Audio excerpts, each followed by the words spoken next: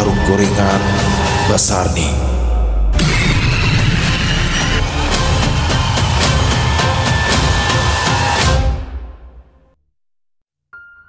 Sarni memejamkan mata ketika suara gemericik air hujan menghantam atap seng rumahnya yang sudah berkarat. Setiap tetes air yang jatuh seolah mengingatkannya pada tangisan bayi yang tak pernah lagi terdengar. Tangisan dari Aldi, putra kecilnya yang telah tiada 5 tahun yang lalu. Di sudut ruang tamu yang sempit, foto hitam putih sang anak tergantung miring seolah ikut meratapi nasib ibunya yang kini duduk sendirian di atas tikar yang sudah kusam. Sarni, kamu di rumah? Suara nyaring dari Bu Tumina dari arah luar memecah keheningan. Sarni bangkit dengan berat hati, merapikan kain batik yang melilit tubuhnya sebelum membuka pintu. Wajah Bu Tumina yang bulat itu menyeringai, mata kecilnya berkilat penuh selidik. Ada apa, Bu? Tanya Sarni sambil menahan lelah di suaranya. Tadi aku lihat Pak Darman keluar dari rumah kamu. Jam berapa dia datang? Bu Tumina melangkah masuk tanpa diundang, matanya menyapu seluruh sudut rumah. Pak Darman kemarin untuk menagih sewa, Bu. Seperti biasa, setiap tanggal 5. Sarni mengikuti langkah perempuan parubaya itu dengan hati yang was. Nagih sewa. Bu Tumina terkekeh sambil mengangkat alis. Lama sekali ya nagihnya. Dari jam 10 loh, sampai jam 2 siang. Memangnya apa yang kalian bicarakan? 4 jam. Jantung Sarni berdegup kencang. Dia tahu kemana arah pembicaraan ini. Seperti biasa, Bu Tumina dan ibu-ibu kampung lainnya selalu saja mencari-cari kesalahan darinya. Padahal tadi Pak Darman memang berlama-lama karena menceritakan kondisi ekonomi yang sulit sehingga ia tidak bisa membayar sewa tepat waktu. Kami hanya berbincang tentang Sarni, kamu ini ingat ya, kamu itu janda. Harusnya kamu tahu diri dong. Bu Tumina memotong dengan nada menggurui. Jangan sampai kamu itu jadi batu sandungan buat rumah tangga orang lain. Ingat, Pak Darman itu punya istri. Istrinya baik loh, rajin ngaji.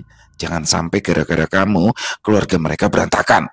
Sarni menggigit bibir bawahnya, menahan amarah yang menggelegar di dadanya. Setiap kata yang keluar dari mulut Bu Tumina terasa seperti pisau yang mengiris-ngiris hati yang sudah terluka. Saya tidak berbuat apa-apa, Bu. Sumpah demi arwah anak saya. Jangan sumpah-sumpah pakai nama anakmu segala. Kasihan dia di alam sana. Bu Tumina menggeleng sambil memasang wajah terkejut yang dibuat-buat. Dengar ya Sarni, semua ibu-ibu di kampung ini udah sepakat. Jadi kamu harus lebih hati-hati bergaul. Jangan terlalu ramah sama bapak-bapak di sini. Nanti dikiranya kamu itu, ya kamu tahu sendiri kan? Dikira apa, Bu? Sarni memberanikan diri bertanya meski suaranya bergetar. Ya itu, perempuan murahan. Bu Tumina mengucapkan kata-kata itu dengan bisikan tapi cukup keras untuk membuat Sarni merasa ditampar. Setelah Bu Tumina pergi dengan langkah yang berderap keras, Sarni menutup pintu, bersandar di baliknya. Air mata yang sudah ditahan sejak tadi akhirnya mengalir deras. Ia merosot ke lantai, memeluk tubuhnya erat-erat sambil terisak. Rumah itu terasa begitu sunyi, hanya ditemani suara hujan yang semakin deras dan gemerisik dedaunan di belakang rumah. Keesokan paginya, Sarni bersiap-siap untuk bekerja di rumah Bu Hartini, seorang istri dari pengusaha kecil yang rumahnya cukup besar di ujung desa. Pekerjaan sebagai pembantu rumah tangga memang tidak memberikan gaji besar, tapi cukup untuk makan sehari-hari dan membayar sewa rumah yang mungil. Sarni, kamu cuci piring dulu. Setelah itu sapu halaman belakang ya. Perintah Bu Hartini sambil menyisir rambut di depan cermin. Baik, Bu. Sarni mulai mengerjakan tugasnya dengan tekun. Saat sedang mencuci piring, ia mendengar suara langkah kaki mendekati dapur. Pak Harto. Ya, suami dari Bu Hartini berdiri di ambang pintu dengan kaos dalam yang ketat dan celana pendek. Matanya menatap Sarni dengan tatapan yang membuat bulu kuduk perempuan itu merinding. "Ibu pergi ke pasar ya?" tanya Pak Harto sambil melangkah masuk ke dapur. "Iya Pak, katanya mau beli sayur untuk makan siang." Sarni tetap fokus pada piring yang sedang dicucinya. Ia berusaha mengabaikan kehadiran laki-laki itu. "Bagus dong, berarti kita bisa ngobrol sebentar." Pak Harto semakin mendekat hingga Sarni bisa mencium bau rokok kretek yang menyengat dari mulutnya. "Maaf Pak, saya harus segera menyelesaikan cucian ini." "Santai, masih pagi kok." Tangan Pak Harto tiba-tiba saja menyentuh punggung Sarni, membuatnya tersentak dan hampir menjatuhkan piring. "Pak, tolong jangan Pak." "Kamu itu cantik, pantas saja ibu-ibu semua pada iri." Bisikan Pak Harto terasa panas di telinga Sarni. "Kalau kamu mau baik sama saya bisa kasih kamu bonus gaji." Tangan nakal majikannya Pak Harto sudah dengan kurang ajar menyentuh tubuh bagian belakang Sarni, menggoda. Bukan hanya menyentuh, bahkan meremas dengan kasar. Sarni berbalik dengan cepat menghadap Pak Harto sambil mundur selangkah. "Pak, saya mohon Pak, jangan begini Pak." Rasa terluka, direndahkan, dan dilecehkan menguasai perasaan Sarni. "Loh, begini gimana sih? Saya itu kan cuma mau ngobrol." Pak Harto menyeringai, tangannya bergerak hendak menyentuh pipi Sarni.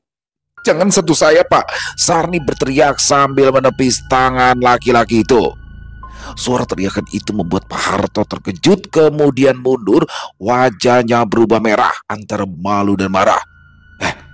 Kamu ini kenapa sih? Saya ini kan cuma bercanda." "Sok jual mahal kamu. Kalau kamu butuh uang, pasti kamu juga ngejar-ngejar saya." "Bercanda seperti ini tidak lucu Pak. Jangan pernah bilang saya sok jual mahal." Sarni bicara dengan mata melotot kesal.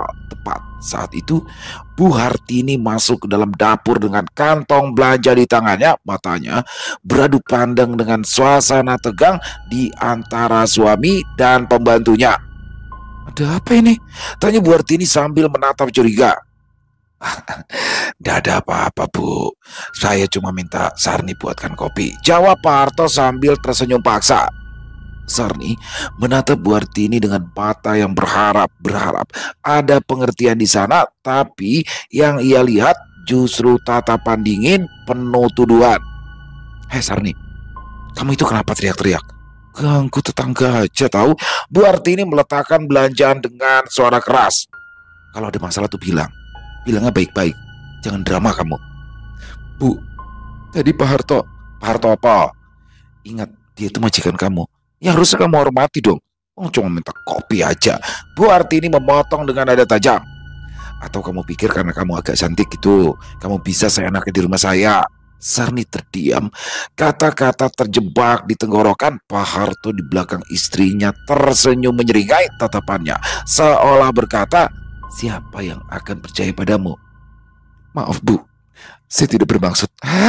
Wis, kamu selesaikan pekerjaan kamu. Dah, jangan buat masalah lagi." Bu Hartini berlalu meninggalkan dapur, diikuti suaminya yang sebelumnya mengedipkan mata ke arah Sarni dengan tatapan yang membuatnya ingin muntah. Sore harinya, setelah pulang dari rumah Bu Hartini, Sarni duduk di beranda depan rumahnya sambil memandang jalan tanah yang mulai sepi. Beberapa anak kecil berlarian mengejar ayam. Tawa mereka terdengar riang. Pemandangan itu mengingatkannya pada Aldi yang dulu suka berlarian di halaman yang sama. "Sarni!" Suara Bu Harsi tetangga sebelah kanan membuatnya menoleh. Perempuan gemuk itu datang dengan langkah tergesa-gesa, wajahnya merah padam. "Ya Bu, ada apa?" tanya Sarni sambil berdiri. Kamu itu gimana sih? Kan sudah dibilang berkali-kali. Masih aja kamu bikin onar." Bu Harsi berdiri dengan tangan di pinggang seperti sedang memarahi anak nakal. "Buat onar bagaimana maksudnya Bu?" Tadi itu loh, Bu Hartini cerita sama ibu-ibu di warung. Katanya, kamu tuh berani bentak-bentak ke suaminya. Hah? Kamu mau seducing dia gitu, ya kan? Bu Warsi mendekat, suaranya semakin tinggi.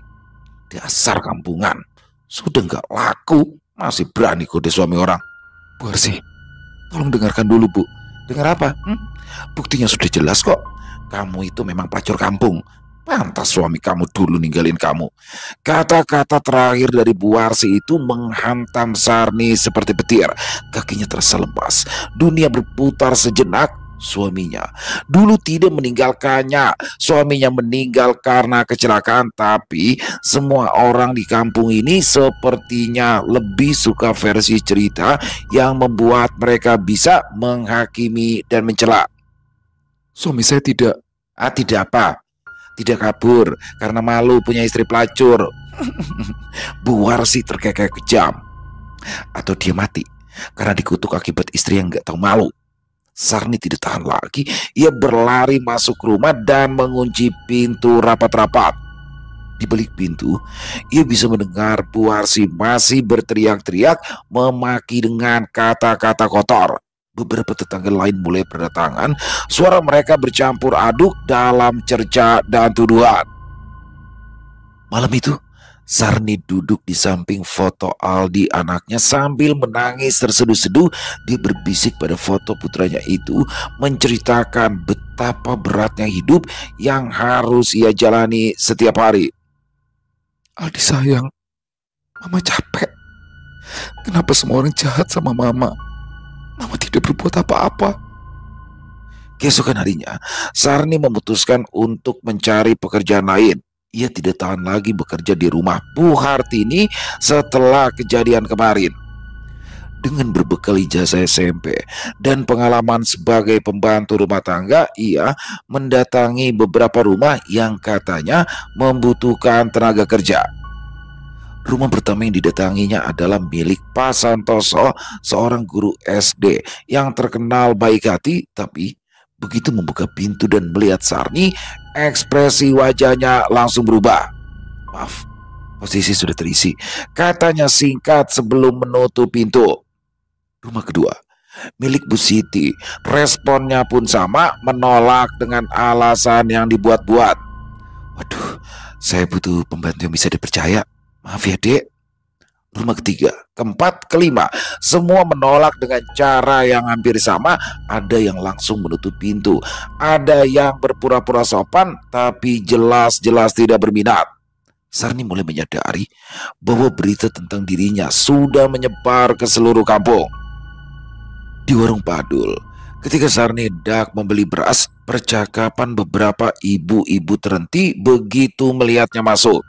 Bisikan-bisikan mulai terdengar, mata-mata menatapnya dengan pandangan mengejek. Yang itu loh, janda sebelah. Katanya sih suka godain suami orang. Ih, berani amat sih dia keliaran, malu-maluin aja. Makanya jadi janda muda, pasti ada sebabnya. Sarni mempercepat langkah, mengambil beras secukupnya dan membayar dengan tangan gemetar. Padul yang biasanya ramah kali ini hanya diam sambil mengambil uang dengan wajah datar. Dalam perjalanan pulang, Sarni merasa seluruh dunia sedang menatapnya dengan pandangan penuh tuduhan. Setiap langkahnya terasa berat, seolah sedang menyeret beban yang tak terlihat. Ketika sampai di rumah, dia langsung merebahkan diri di tikar sambil menatap langit-langit yang mulai menguning karena rembesan air hujan. Tuhan, sampai kapan saya harus menanggung semua ini? Bisiknya dengan suara parau. Matahari mulai terbenam, melemparkan bayangan panjang melalui jendela kecil rumahnya. Di sudut ruangan, foto Aldi seolah menatapnya dengan mata yang penuh kasih sayang. Sarni bangkit dan memeluk foto itu erat-erat. Aldi, Mama udah gak kuat lagi. Semuanya salah Mama. Gak ada yang percaya, gak ada yang mau bantu. Dalam keheningan itu, Sarni mulai merasakan sesuatu yang berbeda di dalam dadanya. Bukan hanya kesedihan dan keputusasaan, tapi sesuatu yang lebih gelap. Sesuatu yang perlahan mulai menggerogoti jiwa dan nuraninya. Tanpa disadari, benih-benih kebencian mulai tumbuh di hatinya yang terluka. Dan di suatu tempat yang jauh, di antara bayangan-bayangan malam, sesuatu yang jahat mulai mengendus aroma penderitaan seorang perempuan yang sudah tidak punya apa-apa lagi untuk dipertahankan selain hidupnya sendiri. Sore itu, Sarni melangkah melewati kebun pisang yang daunnya mulai menguning. Setiap helai bergetar tanpa angin, kakinya tersandung akar. Tapi ia terus berjalan, keringat dingin membasahi pelipis meski udara sejuk menggigit kulit. Sarni yakin, bisik suara di belakangnya. Ia menoleh, tapi tak ada siapa-siapa, hanya bayangan pohon yang meliuk-liuk seperti menari. Siapa yang bertanya? Desis angin membuatnya bergidik. Di ujung jalan setapak, rumah itu berdiri. Dinding kayunya menghitam, atap gentengnya bolong di sana-sini, halamannya dipenuhi patung-patung tanah liat, dan di beranda tergantung boneka jerami dengan mata arang yang menatap lurus ke arahnya. Mulut boneka itu tersenyum. Sarni yakin tadi tidak ada senyuman itu. Tekadnya sudah bulat, kesedihan dan hinaan itu harus terbalas tuntas. "Permisi," panggilnya dengan suara bergetar. Pintu terbuka sendiri, engsel berkarat berderit, asap dupa mengepul dari dalam, membawa bau manis yang membuat perut mual. "Masuk, Cahyu. Sudah lama aku menunggumu." Suara itu datang dari dalam, suara perempuan, tapi ada sesuatu yang salah ya, seperti dua orang yang berbicara bersamaan. Sarni melangkah masuk. Lantai kayu bergemerutuk di bawah kakinya. Di tengah ruangan duduk seorang nenek dengan rambut putih terurai hingga ke lantai. Matanya berwarna susu, tapi pandangannya tajam menusuk jiwa. "Nenek, saya Sarmi. Ibu Tarmi bilang." "Aku tahu siapa kamu." Nenek itu menyeringai, memperlihatkan gigi yang tinggal beberapa. "Kamu datang membawa luka dan juga dendam. Dan kamu ingin mereka semua merasakan sakitmu, kan?" Sarni mengangguk pelan, tenggorokannya kering. "Duduk di situ, jangan bergerak sampai aku selesai." Nenek itu bangkit, tubuhnya tinggi sekali, terlalu tinggi. Tangannya yang keriput mengambil mangkuk tanah dari rak bambu. "Tapi ingat, Cahayu," bisiknya sambil menuangkan cairan merah ke mangkuk. "Sekali saja kamu ambil ajian ini, jiwa kamu bukan lagi milikmu. Kamu akan jadi api yang membakar semua yang kamu sentuh, termasuk dirimu sendiri." "Saya sudah yakin, Nek." Nenek itu tertawa, suaranya bergema di ruangan seolah ada puluhan bulut yang ikut tertawa. "Bagus. Karena peduli adalah hal pertama yang akan mati dalam dirimu." Nenek itu mulai menggambar simbol di lantai dengan darah. Sarni merasakan dingin yang menusuk tulang. "Ucapkan namamu 3 kali. Sarni, Sarni, Sarni. Dan sekarang ucapkan apa yang kamu inginkan." "Saya ingin mereka mencintai saya. Saya ingin mereka menderita seperti saya menderita." Api menyala tiba-tiba, warnanya hijau menyeramkan, asapnya membentuk wajah-wajah yang menjerit tanpa suara. "Minum." Nenek itu menyodorkan mangkuk berisi cairan hitam, baunya seperti mayat busuk.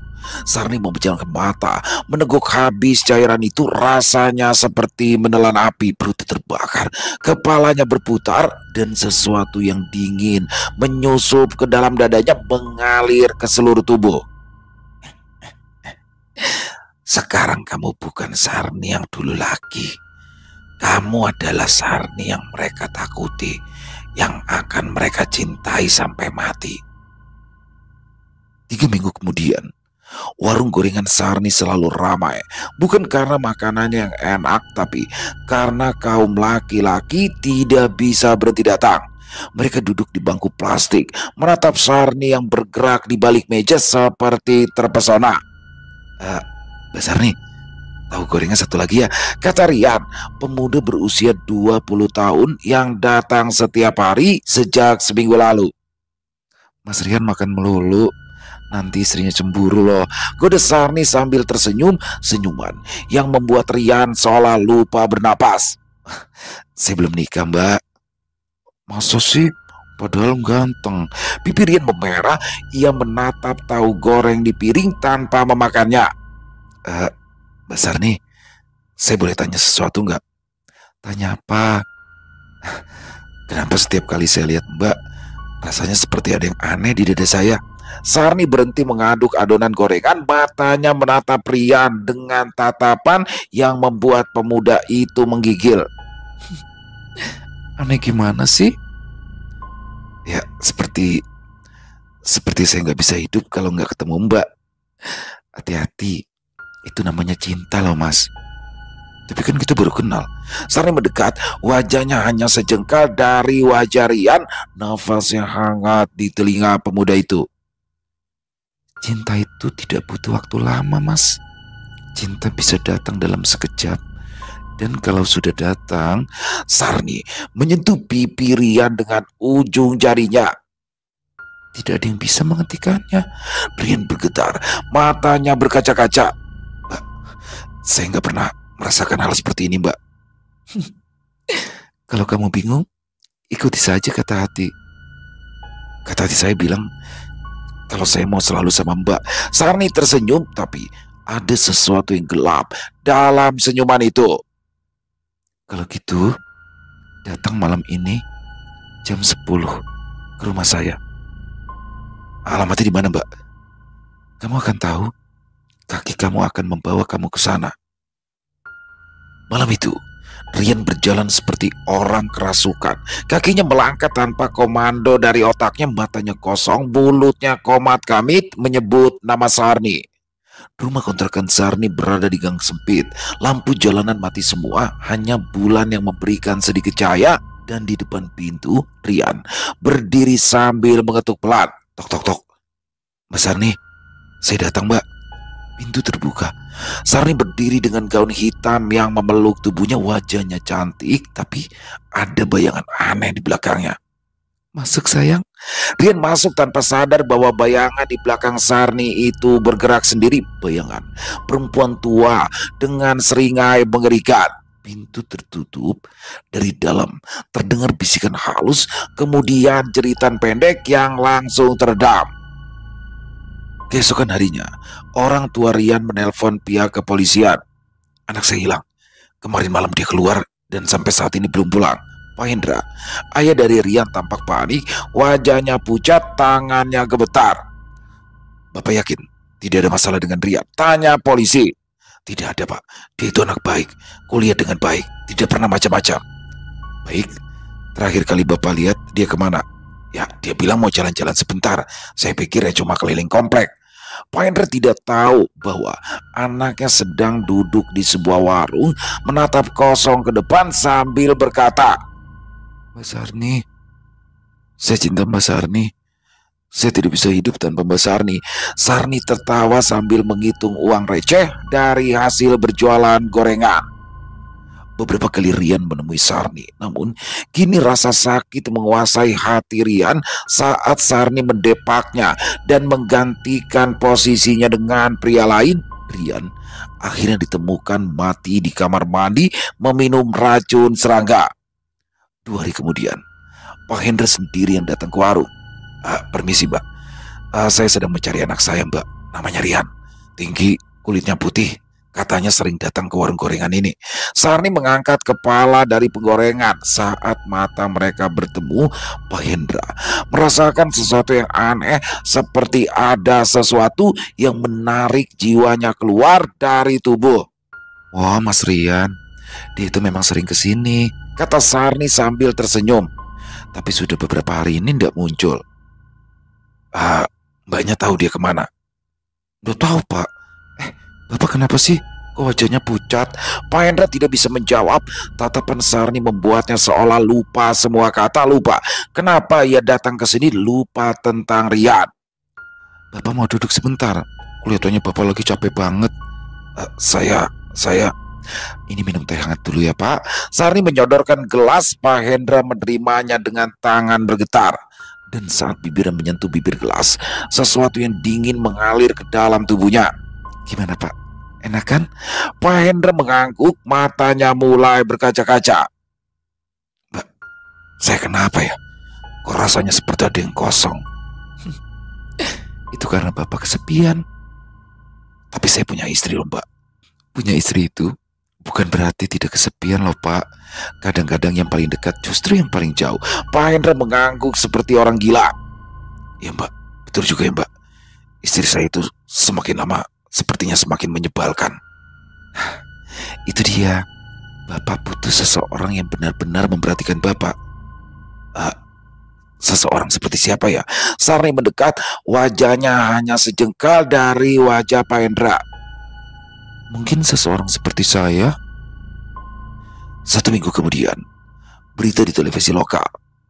Pengusaha properti Hendra Corp dilaporkan menghilang bersama seluruh aset perusahaan.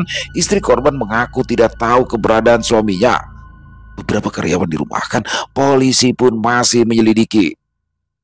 Di sebuah film mewah di perbukitan, Sarni duduk di sofa kulit sambil meminum wine. Di sebelahnya, Pak Hendra duduk dengan mata kosong, tersenyum seperti boneka. Sayang, kamu bahagia? Bisik Sarni. Bahagia, sangat bahagia selama ada kamu. Aku bahagia. Sarni mengelus rambut Pak Hendra, tapi jari-jarinya terasa dingin. Bagus, karena kita akan bersama selamanya. Dan sekarang, pindahkan lagi semua kekayaan yang kamu punya untukku. Panggil pengacaramu ya, bisik Sarni. Pak Hendra mengangguk dan di cermin besar di seberang sofa, bayangan mereka bergerak sendiri. Bayangan Sarni tertawa dengan mulut yang terbuka terlalu lebar. Bayangan Pak Hendra menangis darah. Tapi mereka berdua tidak melihat cermin itu. Mereka terlalu tenggelam dalam cinta yang sudah tak lagi manusiawi. Sementara itu di ganggang gedung laras, orang-orang mulai berbisik. Jangan deket-deket sama penjual gorengan itu. Kenapa? Katanya dia itu bikin laki gak waras. Laki-laki yang deket sama dia jadi gila. Pelet kayaknya. Masa sih? Coba aja lihat sendiri. Pak Hendra itu hilang setelah ketemu dia. Asetnya juga hilang. Rian anaknya juga hilang. Dan ditemukan meninggal minum racun serangga karena ditolak dia. Padahal kita tahu Rian itu pacaran juga kan sama Sarni. Pak Yuli juga sekarang katanya istrinya gila karena suaminya mendadak ninggalin pas lagi hamil tua. Mana buktinya? Yang beginian mana ada bukti? Yang ada cuma mayat. Angin malam membawa bisikan itu ke telinga Sarni yang tersenyum puas sambil menghitung perhiasan di kotak kayunya. Di sudut kamar, bayangan nenek tua itu kembali muncul, tertawa cekikikan. Sekarang kamu tahu rasanya, Cahayu, mendapatkan semua yang kamu mau. Sarni tersenyum. Iya, Nek, mereka bodoh. Mereka mengejarku, mereka mengemis cintaku, mereka bertekuk lutut dan menyerahkan hartanya untukku. Terima kasih, Nek. Kamu sangat membantuku. Sarni bangga dengan dirinya sendiri, bangga dengan pesonanya. Ia merasa menggenggam dunia. Hari demi hari berlalu. Malam semakin dalam, membawa serta tangisan para janda yang ditinggalkan suami, anak-anak yang menunggu ayahnya pulang, dan arwah-arwah yang mulai mengintai, yang penasaran akan jiwa Sarni, yang tak sanggup lagi memendam cinta untuk memiliki Sarni seutuhnya. Marmer dingin menyapa telapak kaki Sarni yang berbalut sutra tipis. Di cermin besar, berlapis perak antik di ujung, wajahnya terpantul, bibir merah, mata dipoles kelam, kulitnya putih berseri. Tapi ada yang salah, mata itu kosong, hampa. Aku punya semuanya sekarang, bisiknya pada bayangannya sendiri, suaranya serak memecah keheningan. Senyumannya melebar, berpura-pura bahagia, tak pernah lagi merasakan direndahkan, dilecehkan, atau ditolak. Bayangan di cermin tidak menjawab, hanya jam di ruang tengah yang berdetak seperti palu hakim yang menghitung vonis. Kegelapan mulai merayap masuk. Sarni menarik nafas dalam-dalam, aroma melati bercampur bau logam menusuk hidungnya. Bau itu datang tanpa sebab, tanpa sumber, seperti darah yang mengalir deras dari luka tak terlihat. Ketika malam menjelang, rumah besar itu mulai berubah. Dinding-dinding tebal yang dulu melindungi kini menjadi penjara. Sarni sayang, suara langkah kaki terdengar samar dari lantai atas padahal Sarni sendirian. Aku cinta kamu, Sarni. Bisikan-bisikan tak berujung mengalir dari sudut-sudut gelap membuat Sarni gemetar. Sarni berdiri di depan cermin, tangannya gemetar meraih botol wine merah. Cairan kental itu mengalir ke tenggorokan, tapi tak mampu menghanyutkan bayangan-bayangan yang mulai bermunculan. Wajah pria-pria itu muncul di permukaan cermin, matanya kosong, bibirnya pucat, menatapnya dengan tatapan yang mencampurkan antara cinta dan kebencian. Arif, pria pertama yang jatuh dalam perangkapnya.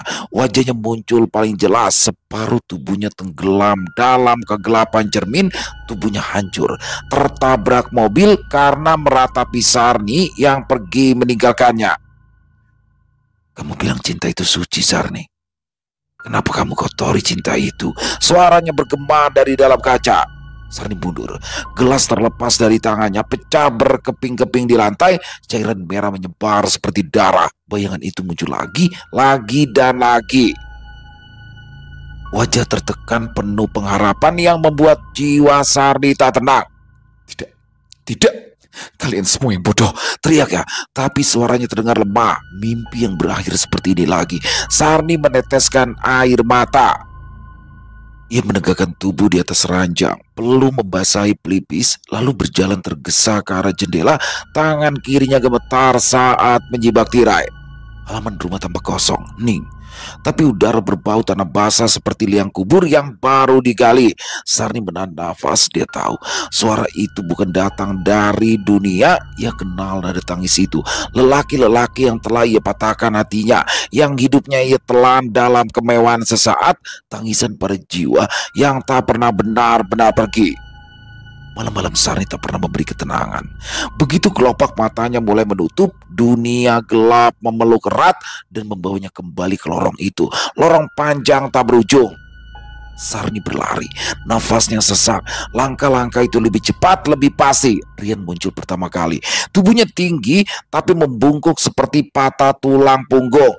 Matanya cekung, membiru. Mulutnya berdarah, membuka dan menutup seperti hendak mengucapkan nama Sarni, tapi yang keluar hanya gelegak seperti suara terakhir sebelum ia mati meminum racun. Tangannya terulur, kuku-kuku hitam mencakar udara. Sarni berteriak, tapi suara itu tertelan di lorong, tak terdengar. Ia mencoba mundur, tapi kakinya seolah menancap. Satu persatu wajah-wajah lelaki itu muncul. Matanya kosong, kulitnya pucat, darah menetes dari lubang-lubang di tubuh. Ayahku mati, Sarni, karena serangan jantung. Dia jual semua harta benda untukmu. Perusahaan bangkrut.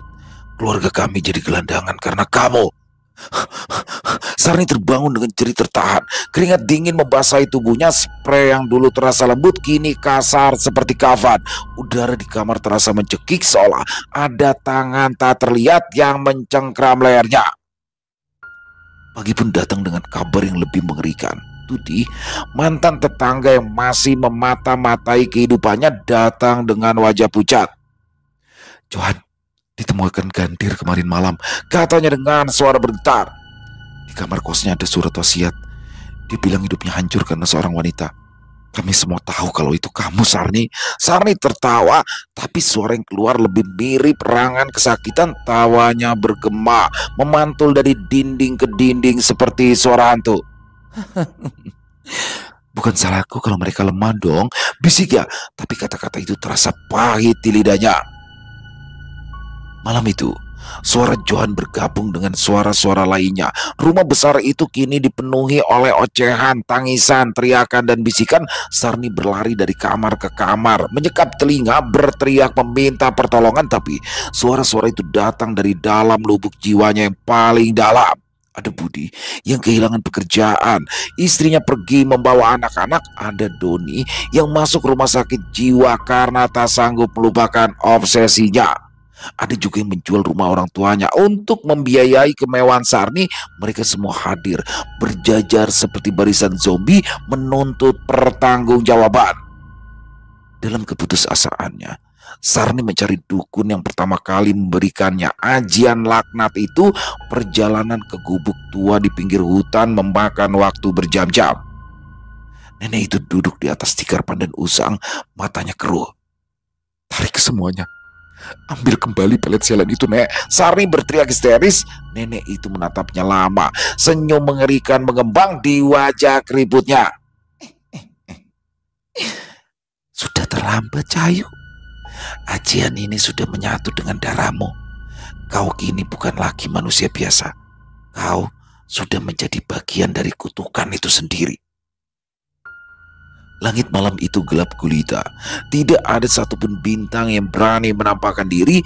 Rumah Megasarni berdiri seperti kosong, sunyi, dingin, dipenuhi bayang-bayang masa lalu yang tak mau pergi. Di loteng, Sarni berdiri di atas kursi kayu yang berderit menahan beban. Tali tambang kasar melingkar di leher. Ujung satunya terikat kuat pada balok kayu berlapis debu. Di tangannya yang gemetar tergenggam foto lusuh bayinya yang mati beberapa tahun silam. Wajah polos sang anak terpandang sayu dalam bingkai yang retak. Maafkan mama sayang, mama sudah jadi jahat, bisik dengan suara serak. Air mata mengalir membasahi foto yang menguning. Ingatan tentang bayinya meninggal karena demam tinggi dan kemiskinan membuatnya tak mampu membawa anak ke dokter. Kembali mencekam jiwa. Semua dimulai dari kematian itu, kesedihan, kemarahannya, dan akhirnya keserakannya. Di sana, semoga tak ada lagi suara mereka. Lanjutnya dengan tatapan kosong. Sarni menendang kursi itu. Bayangan kesusahan saat jadi pembantu nenek tua, kemewahan, dan wajah pria pengemis cinta di hidupnya berputar cepat di antar nafas yang megap-megap ditarik paut dalam sekejap. Sesak dan kesakitan itu menghentak keras tubuh Sarni. Lalu kaki jenjangnya terkulai, lidahnya menjulur, matanya membeliak bagai orang marah. Jam antik di ruang tamu berhenti berdetak. Tirai-tirai berat bergoyang tanpa angin, seolah menyambut kepergian sang nyonya rumah. Rumah besar itu tenggelam dalam keheningan yang mencekam. 3 hari setelah pemakaman Sarni, yang hanya dihadiri segelintir orang yang penasaran, sesuatu yang aneh mulai terjadi di kota. Maya, seorang gadis muda yang bekerja sebagai pelayan di warung pinggir jalan, menemukan liontin antik di toko barang bekas. Liontin itu berkilau misterius dengan ukiran bunga mawar yang rumit dan mata permata merah di tengahnya.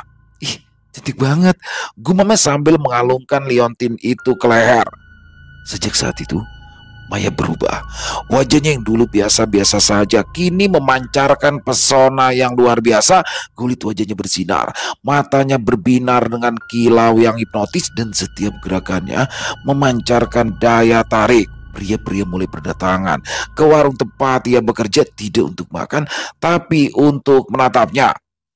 Aneh deh, sejak pakai liontin ini kok cowok-cowok jadi kayak kesetrum kalau lihat aku ya, kata Maya pada temannya Siti. Maya tidak tahu bahwa liontin itu dulunya adalah milik Sarni. Dia tidak tahu bahwa benda itu telah menyerap seluruh kutukan dan dosa-dosa majikannya terdahulu.